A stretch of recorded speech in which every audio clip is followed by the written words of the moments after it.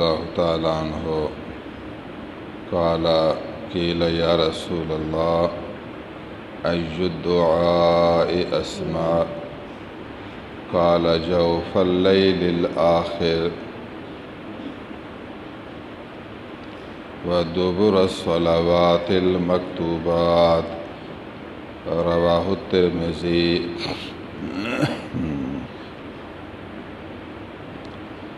حضور صلی اللہ علیہ وسلم کی خدمت عالیہ میں عرض کی گئی، یا رسول اللہ، کون سی دعا اللہ کی دربار میں زیادہ پہنچتی ہے اور اللہ اس دعا کو جلدی قبول کرتا ہے؟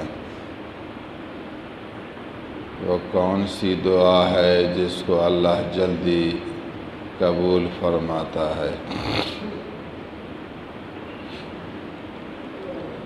ای الدعاء اسمع،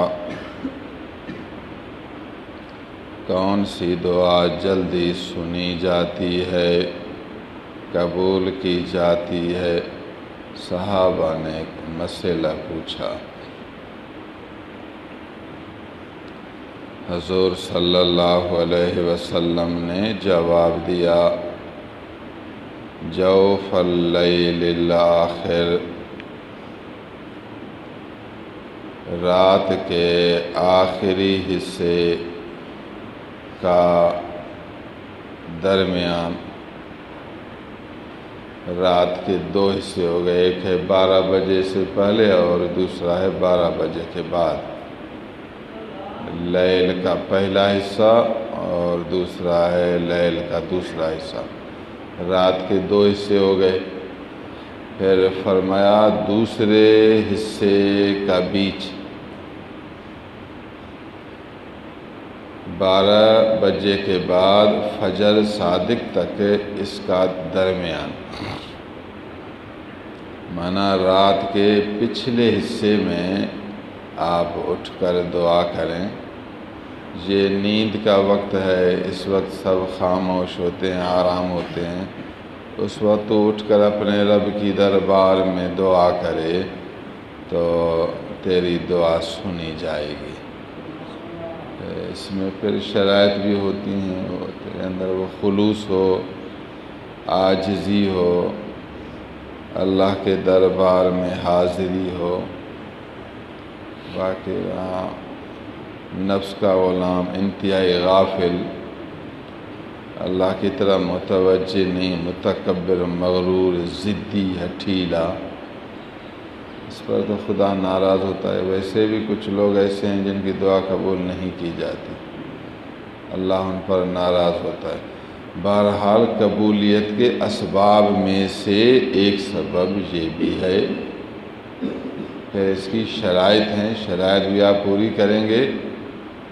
آپ کو علم تو حاصل ہوا کہ یہ بھی دعا کی قبولیت کا ایک وقت ہے، ایک گھڑی ہے، ایک ذریعہ ہے، رات کے آخری حصے کا درمیان، جوف اللیل الآخر۔ ایک نمبر 2، وَدُبُرَ الصَّلَوَاتِ الْمَكْتُوبَاتِ، فرض نمازوں کے بعد، فرض نماز ادا کی، فرض نماز کے بعد دعا اللہ کی دربار میں جلدی قبول ہوتی ہے۔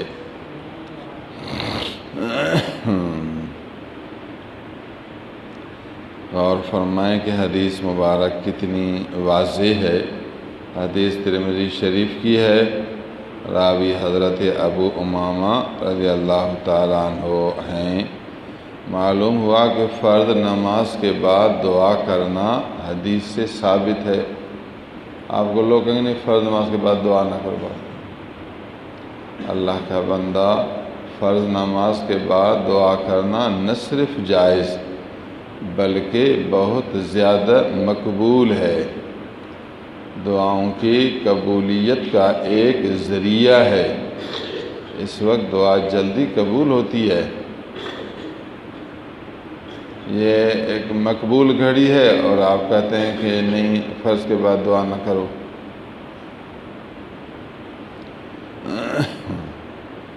وَدُبُرَ الصَّلَوَاتِ الْمَكْتُوبَاتِ، فرض نمازوں کے بعد۔ یہ دو اوقات ہیں، ان دونوں اوقات میں اللہ تعالیٰ دعا زیادہ سنتا ہے، مطلب یہ کہ زیادہ قبول فرماتا ہے۔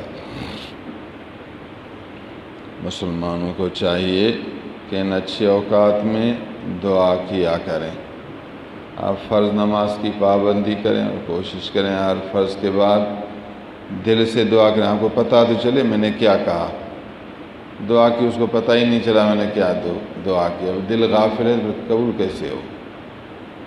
کم از کم اللہ تعالیٰ آپ کے سامنے ہو اور تیرے اندر عاجزی ہو، اور جو کہے تجھے تو پتہ چلے کہ میں کیا کہہ رہا ہوں، اپنے آپ کو ہی پتہ نہیں ہے۔ اگر کبھی ایسا لفظ زبان سے نکلے جس کا پتہ نہ چلے، گویا آپ نے کچھ پڑھا ہی نہیں، دوبارہ پڑھو اس کو۔ آج اس کا معمول یہی ہے، کبھی کبھار ایک جملہ ہے جو کہ معمولاً کہنا ہے، اگر ذہن میں نہیں آیا کہ یہ لفظ کہا یا نہیں تو اس کو دوبارہ کہنا پڑتا ہے، ذہن میں تو آئے۔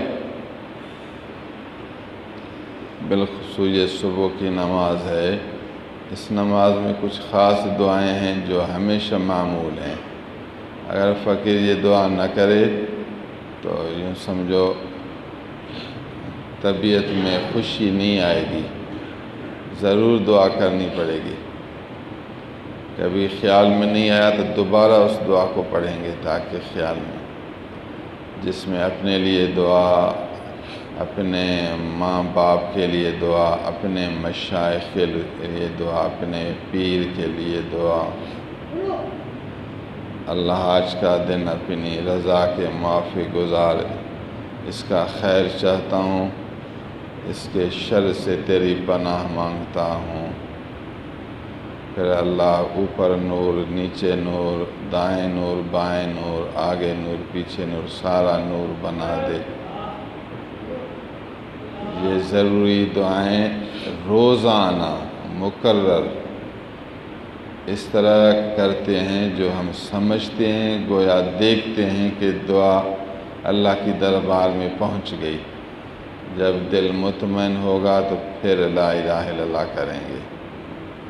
تو فرض نماز کے بعد دعا ہے اور اچھی دعا ہے، یہ روح کی خوراک ہے، آپ بھی معمول بنایا کریں۔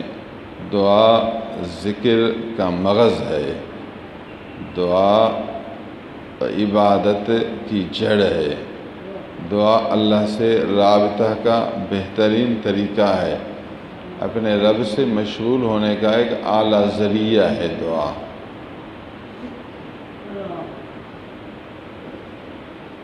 سبحان اللہ۔ عن عقبة بن عامر رضی اللہ تعالی عنہ قال امرنی رسول اللہ صلی اللہ علیہ وسلم ان اقرأ بالمعوذات فی دبر کل صلاة، رواہ احمد و ابو داود والنسائی والبیہقی فی الدعوات الکبیر۔ حضرت عقبہ بن عامر صحابی ہیں، فرمایا مجھے رسول اللہ صلی اللہ علیہ وسلم نے حکم کیا کہ میں ہر نماز کے پیچھے معوذات پڑھوں، ہر فرض نماز کے بعد معوذات۔ حضور نے مجھے حکم کیا عقبہ اب یہ پڑھا کریں معوذات، قل اعوذ برب الفلق من شر ما خلق، اور قل اعوذ برب الناس ملک الناس، اس کو معوذتین بھی کہتے ہیں، کبھی کبھی معوذات بھی کہتے ہیں۔ یہ دونوں صورتیں میں فرض نماز کے بعد پڑھوں۔ یہ حضور صلی اللہ علیہ وسلم کسی کو کون سا حکم فرمایا، کسی کو کون سا حکم فرمایا، کوئی کون سا وظیفہ پڑھے گا، کوئی کون سا وظیفہ۔ سبحان اللہ، صحیح ہے، یہ مستحبات میں ہیں، اختیاری چیزیں ہیں، لازمی نہیں ہیں، تو اس میں آپ کو اختیار ہے۔ اور کوئی آدمی کون سا پڑھتا ہے، کوئی کون سا پڑھتا ہے، کوئی جلدی کرتا ہے، کوئی دیر کرتا ہے، کوئی حرج نہیں۔ فرض نماز اپنے طریقے پر ہے، فرض مکمل ہوا، اس کے بعد ہے نوافل مستحبات۔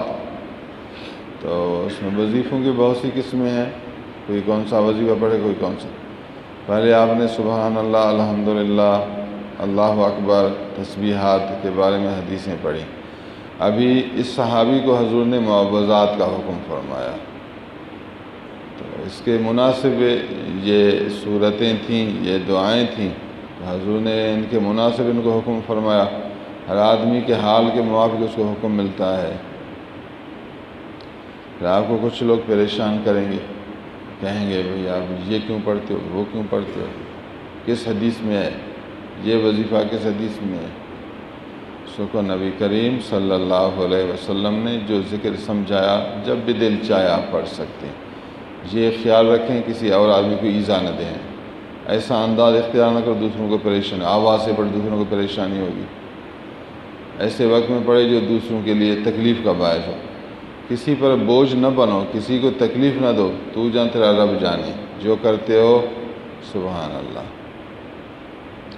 اللہ تعالیٰ عز و جل ہمیں احادیث مبارکہ سمجھنے اور عمل کرنے کی توفیق عنایت کرے۔